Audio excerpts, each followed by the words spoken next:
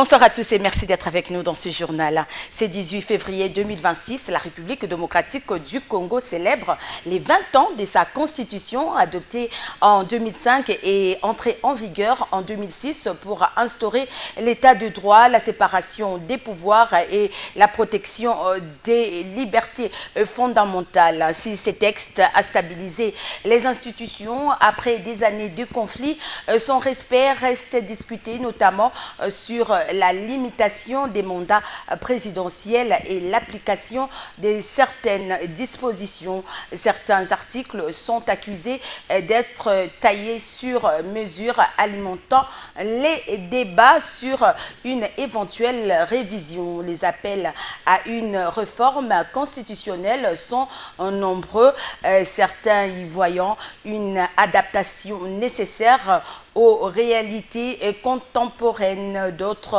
un risque de manipulation politique. L'enjeu reste un dialogue, notamment un dialogue national inclusif pour garantir que toute modification respecte l'état de droit et les aspirations du peuple.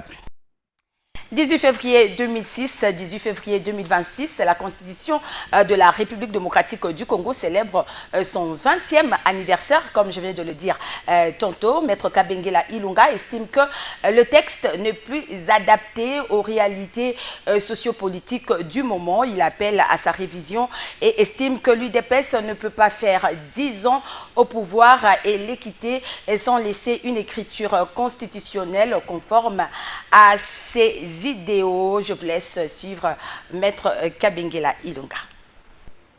Excusez-moi de parler de ce parti politique, oui, de lutte pour l'avènement d'un état de droit, que l'UDPS exerce le pouvoir pendant 10 ans et ne laisse pas d'écriture constitutionnelle, parce que l'écriture constitutionnelle, c'est la voie qu'on indique, c'est la voie fédératrice de notre vocation. Donc, l'UDPS peut quitter le pouvoir pendant 10 ans sans écriture constitutionnelle, sans mettre la vision de Tiens Tshisekedi, la vision de Félix Tshisekedi dans un texte fondamental. Alors, nous avons lutté. Pourquoi? Est-ce que le pouvoir qu'un parti politique, regroupement politique, peut acquérir va consister à exercer la fonction présidentielle, ministérielle ou dans des... Non, c'est porter tout un peuple vers un devenir meilleur. Et cela doit passer par le texte fondamental auquel tous les autres textes sont soumis. Donc un parti qui a fait 37 ans dans l'opposition, qui fait 10 ans au pouvoir, sans écriture constitutionnelle, ne peut pas quitter sans laisser d'écriture constitutionnelle. Ce serait un échec. Ça serait qu'on a fait la politique pour les fonctions et non pour le peuple. Parce que quand on fait la politique pour le peuple, on doit orienter le peuple vers un destin bien déterminé. Et ce destin doit être inscrit dans le texte fondamental qu'est la Constitution. La dynamique Front pour la 4e République, F4R en sigle, a un nouveau porte-parole. Il s'agit de l'ancien député national Bernard Kayumba. La cérémonie de remise et reprise a eu lieu au cours d'une conférence débat organisée ce mercredi 18 février 2026 à Notre-Dame de Fatima dans la ville-province de Kinshasa. Pour rappel, cette structure prône le passage de la 3e République à la 4e République. Adonis Mbongo était là pour le compte de Congo Télévision. Suivez. D'une portée symbolique, la cérémonie a été organisée en présence d'un échantillon représentatif des membres de la dynamique Front pour la 4e République. Le député honoraire Bernard Kayumba a remplacé à ce poste M. Francis Okito, qui a conduit la structure pendant 3 mois. Bien avant le passage à témoin, ce dernier a tenu un discours au cours duquel il a non seulement expliqué le fonctionnement de la structure, mais aussi souhaité plein succès à son successeur. Aujourd'hui, nous allons devoir vous présenter le nouveau porte-parole du Front pour la 4e République, qui va gérer la structure également pendant 3 mois Elle a été, cette personne, désignée de manière transparente et à l'unanimité, et à qui je vais demander à tous les membres, à tous les messagers du Front pour la 4e République, lui prêter main forte pour qu'il puisse réussir son mandat. Je vais demander à l'honorable Bernard Kayumba de s'élever. Nous espérons qu'il va conduire cette dynamique en bon père de famille. Ensuite va intervenir la cérémonie des remises et reprises proprement dite.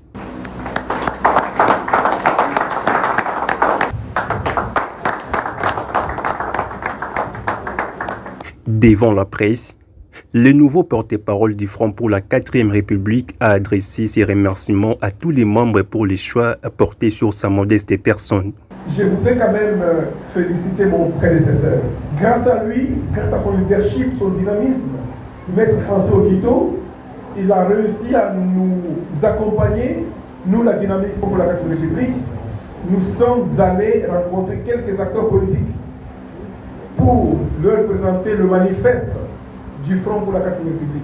L'honorable Bernard Kayumba a ensuite expliqué l'essence de la mission que s'est donnée leur structure, celle de voir la République démocratique du Congo passer de la 3e à la 4e République. Nous voulons que ce passage de la 3e à la 4e République ait lieu. Et il y a des avancées significatives, il y a des données que nous voulons présenter au peuple congolais pour que nous puissions mûrir cette constitution qui sera potable pour tout le monde. Lorsque nous passons de la 3e à la 4e République, la conséquence, c'est le changement. Et donc, c'est le français, et nous devons être clairs là-dessus. Donc, il y a des valeurs républicaines que nous devons insérer là-dedans, notamment la suppression des institutions budgétivores qui bousillent beaucoup de fonds du budget national.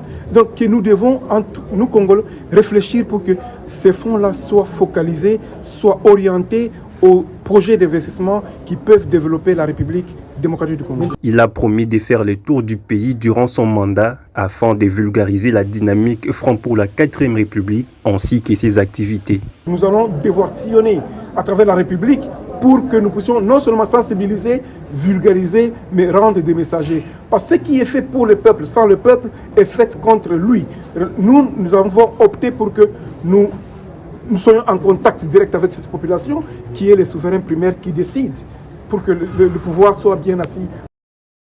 Reçu ce mercredi à Faden House par Martin Fayoulou et Prince Epengue, une délégation du Conseil interreligieux congolais conduite par Dodo Kamba a échangé avec les leaders de l'opposition sur les enjeux de cohésion nationale et de paix en République démocratique du Congo. À l'issue de la rencontre, Dodo Kamba s'est confié au micro de Congo Web Télévision. Suivez. Yaki kosolola makambo oyo uti na kati ya mabongisi na biso ya banganga nzambe tobengi yango CIC, Conseil interreligieux congolais. Bongo twali na makanisi oyo totie na mikanda mpo ya komema boyokani katikati na bato nyonso bazali na kowelana to mpe na baye bazali kozanga koyokana na baye politike nde boye to memi likanisi toye komona président Martin Fayoulou mpo ya kolakisa ye na ye biso tobongisi endimami epai na ye mpe apesi biso mwa mayele na ye na lolenge na ye ya komona makambo tokanisi te na mikolo ekoyaka nzambe ya kosalisa biso mpo ete maetomemi lokola makanisi epusa bana mboka pene entre bango eloko tobengi réconciliation, cohésion nationale mpe boyokani ya masolo ekoya nsima ezala na élément tobengi inclusivité boyokani esika moko kotia moko pembeni te. Reçue le 16 février 2026 au cabinet du gouverneur Madame Anne-Marie Ndombi, directrice adjointe du bureau conjoint des Nations Unies aux droits de l'homme, a échangé avec le gouverneur militaire sur les enjeux cruciaux liés à la protection des civils, au désarmement, à la démobilisation, à la réinsertion et à la stabilisation en Ituri dans un contexte sécuritaire toujours préoccupant. Reportage. Les échanges entre Madame Jeanne-Marie Ndombi, directrice adjointe du Bureau conjoint des Nations Unies aux droits de l'homme, et les gouverneurs militaires ont essentiellement porté sur la protection des civils ainsi que sur les questions des désarmements, des démobilisations, réinsertion et stabilisation. Nous, droits de l'homme, nous avons une part à jouer parce que quand on parle de la protection des civils, les droits de l'homme sont au cœur de la protection des civils. Donc l'objectif de cette visite, c'est vraiment de nous engager avec les différentes parties prenantes, à commencer par le gouverneur pour réitérer les messages de collaboration, d'appui aux autorités. À cette occasion, le Bureau conjoint des Nations Unies aux droits de l'homme a réitéré son engagement à accompagner l'administration militaire d'Ituri, notamment en apportant des réponses appropriées aux populations affectées par les conflits armés, en particulier celles victimes des récentes attaques des Boulets. Nous avons parlé globalement de la situation, surtout la situation qui se développe en ce moment à Boulets, avec les attaques, à quel point est-ce que la population est affectée, mais aussi la réponse militaire. Et on a vraiment mis l'accent sur les différents domaines de réponse. Les réponses ne peuvent pas être que militaires, elles sont aussi non militaires. Donc on est au cœur des réponses civiles et nous faisons partie de cette réponse civile-là. Et notre rôle dans cette situation, c'est aussi de comprendre la situation des populations affectées, des déplacés internes, de pouvoir porter à la connaissance des autorités les abus ou les violations que nous constatons. Engagée sur tous les fronts, l'administration militaire dirigée par le lieutenant-général Luboya Kashamadjouni ne se limite pas à lutter contre l'insécurité. Elle œuvre également pour le respect des droits de l'homme et pour que justice soit rendue aux milliers de personnes victimes des actes criminels perpétrés par les groupes armés depuis plus d'une décennie dans cette province placée sous état de siège. Le vice-premier ministre, ministre de l'Intérieur, Sécurité, Décentralisation et Affaires coutumières, Jacquemin Chabani Louko, a reçu ce mardi 17 février 2026 le caucus des députés nationaux de la province du Kasaï oriental. Les échanges ont porté sur la situation sécuritaire dans la province, particulièrement dans la ville de Mbujimaï. Suivez. Nous devons dire merci au vice-premier ministre, ministre de l'Intérieur, pour le temps qu'il a pris. Nous avons sollicité cette audience il y a 48 heures. Nous voilà que nous sommes là et nous y sortons contents parce que nous avons parlé de la sécurité et de l'état de la police nationale congolaise dans la province du Kasaï oriental, et principalement en ce qui concerne la logistique. Nous avons été surpris par sa réponse pour dire que les véhicules qu'il manquait hier pour la mobilité dans la ville de Mbujimaï et dans nos territoires, il y a une promesse ferme que d'ici 2 semaines ou 3 semaines, si Dieu le veut, que ces véhicules seront disponibles. Il en est de même que des véhicules communément appelés Kabasele, qui vont aussi être distribués dans la ville de Mbujimaï. Et sans oublier aussi les véhicules Kamaz pour le transport des troupes. Et au-delà de cela, on a parlé de la paix que nous devons nécessairement imposer dans le territoire de Katanda. Et il nous a promis que non seulement ce n'est pas notre souhait, mais c'est déjà dans son agenda.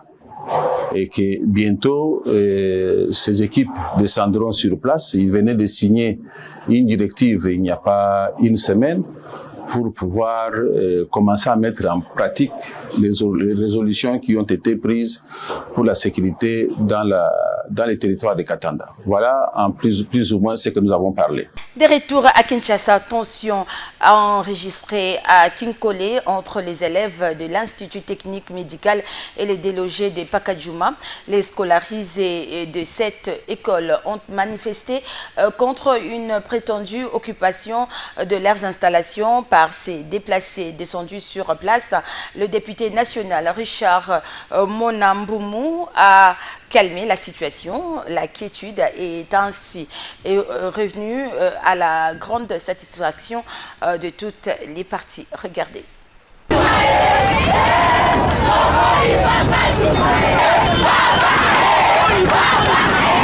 Il a instinctivement agi en sapeur-pompier. L'honorable Richard Monamboumou ne pouvait pas rester indifférent face aux échauffourées enregistrées entre les élèves de l'Institut technique médical de Kinkole et les délogés de Pakadjouma. Informé de la situation qui prévaut sur le terrain, l'élu de la Tchangou s'est comporté en bon père de famille.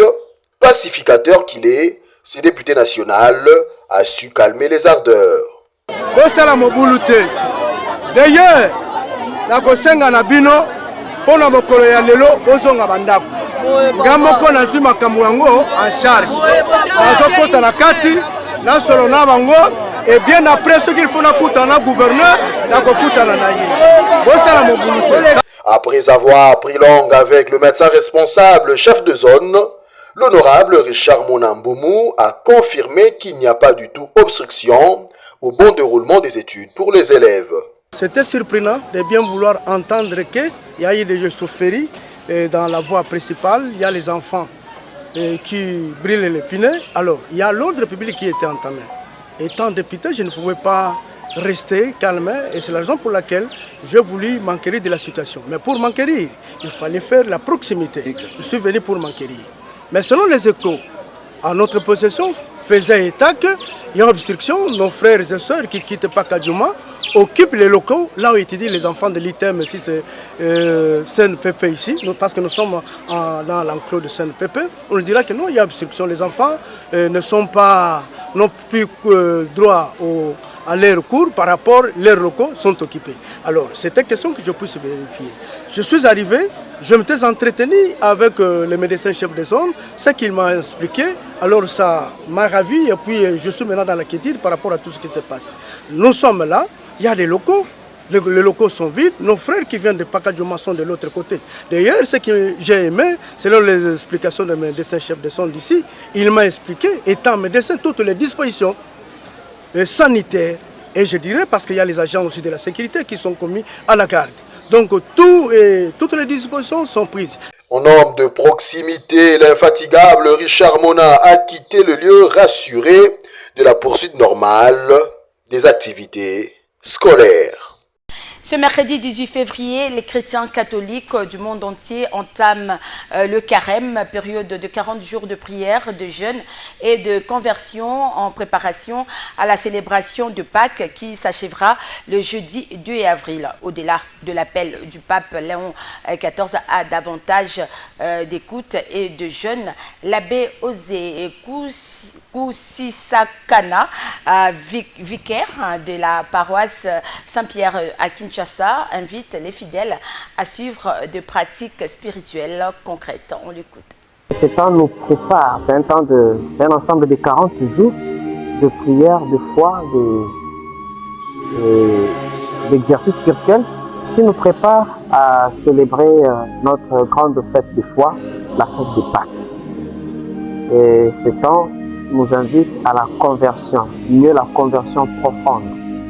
Et cette conversion, comme nous l'avons dit, repose sur des piliers, notamment la prière, qui est le premier et principal pilier. La prière comme ce retour vers Dieu. Parce que la prière nous met en relation avec Dieu. La prière, telle que nous l'avons entendue dans l'évangile que nous avons lu en ce jour, doit être quelque chose d'intime. La prière doit nous rapprocher de Dieu, pas seulement sur le plan extérieur afin que les gens nous voient en train de prier, non. Mais d'abord sur le plan intérieur parce que cela relève de notre relation intérieure avec Dieu. Et la prière est très importante Parce que la prière est notre force vitale. C'est un élan vital pour nous. La prière est notre énergie de vie en tant que chrétien. Et ce temps de carême est aussi un temps de retour vers notre frère, vers nos frères et sœurs. Parce que le temps de carême nous rappelle que nous sommes créés pour vivre en communauté ou en communion. Et vivre en communauté, en communion exige beaucoup de choses, notamment l'amour de l'autre, le pardon à offrir, mais surtout le partage. Savoir que à côté de moi, il y a peut-être quelqu'un qui souffre plus que moi. Et ça fait partie des exercices à faire, à accomplir pendant ce temps de carême. Mais cela doit être au-delà des exercices simples ou des exercices de pratique extérieure. Cela doit être comme une mission que chaque chrétien s'assigne pour que le temps de carême soit un temps pleinement vécu et un temps pleinement partagé avec ceux qui ont besoin de Dieu, ceux qui souffrent, mais ceux aussi qui ont besoin de notre attention, de notre amour et de notre pardon. Puisqu'il y en a certainement qui nous ont blessés. Il y en a aussi que nous avons blessés. Nous sommes incapables de leur demander pardon. Il y en a à qui nous avons fermé les cœurs parce que nous pensons que leur péché est tellement immense qu'ils ne méritent pas notre pardon. Ce temps de carême nous rappelle qu'aucun péché n'est plus grand que la miséricorde de Dieu et que nous devrons, nous, à notre tour, faire l'expérience de Jésus, offrir l'amour tout en portant le fardeau des autres. Le temps de carême, comme nous l'avons dit en ce jour, est aussi un temps de retour vers nous-mêmes, vers soi-même. Parce que trop souvent, nous sommes portés à regarder les autres, à indexer les autres, à juger les autres. J'ai parlé de ce temps de carême comme un temps de jugement personnel. Et page internationale, à présent, il était à la fois une figure de la lutte pour les droits des Afro-Américains, une personnalité liée à Martin Luther King et un ex-candidat à la présidentielle, le pasteur noir américain Jackson est mort mardi à l'âge de 84 ans. Pour les droits civiques, a été assassiné. Dieu m'a permis de revenir ici 50 ans après, et chaque fois, la croûte se détache, la plaie reste à vif, le sang continue de couler. En 1971, Jesse Jackson fonde Push, un groupe qui a pour but de poursuivre l'œuvre de Martin Luther King. Un militantisme qui le pousse à se lancer en politique. En 1984, il devient le second afro-américain à se présenter à une élection présidentielle américaine après Shirley Chisholm. Il termine finalement en 3e position à la primaire démocrate. Après le scrutin, sa fondation se mue en ONG rebaptisée la Rainbow Push Coalition.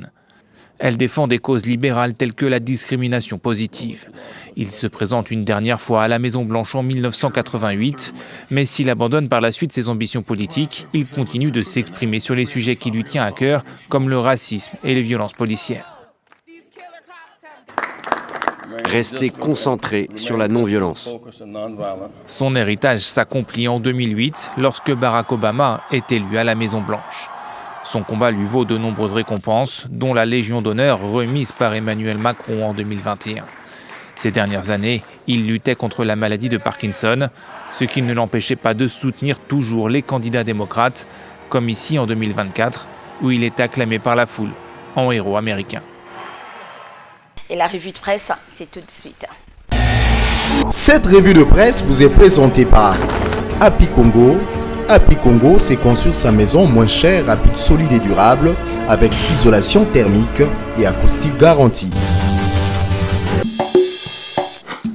Bonsoir. Au regard des violations de l'accord à l'est de la RDC, Washington brandit la menace des nouvelles sanctions contre Kigali. Titre Forum des As. Selon le quotidien, l'accord de paix signé entre la RDC et le Rwanda n'est qu'un point de départ et non une finalité, a indiqué Massad Boulos, conseiller Afrique du président américain Donald Trump lors d'un entretien diffusé sur France 24. Une déclaration qui survient alors que les combats ont repris sur le terrain il y a quelques jours dans la partie orientale de la RDC. Interrogé sur un éventuel échec que risque d'enregistrer l'accord après la dégradation de la situation sur le terrain, le diplomate du pays de l'oncle Sam ne mâche pas ses mots. Washington, dit-il, dispose d'un nombre d'outils et des mesures sévères qui pourraient être mises en œuvre.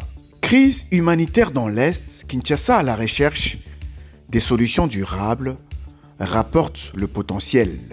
Selon le confrère, face à l'aggravation de la crise humanitaire dans l'Est de la RDC, le gouvernement congolais a réuni ce mardi 17 février 2026 à Kinshasa ses partenaires humanitaires et diplomatiques autour d'une table ronde stratégique consacrée à la protection des services essentiels en contexte de conflit.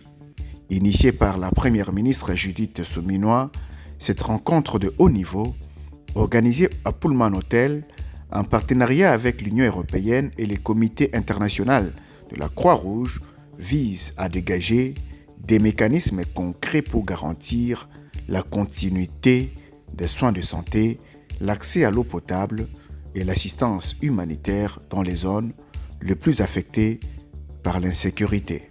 La référence plus écrit pour sa part, pour faire face à la crise humanitaire qui sévit à l'est de la RDC, l'Union européenne disponibilise 81,2 millions d'euros.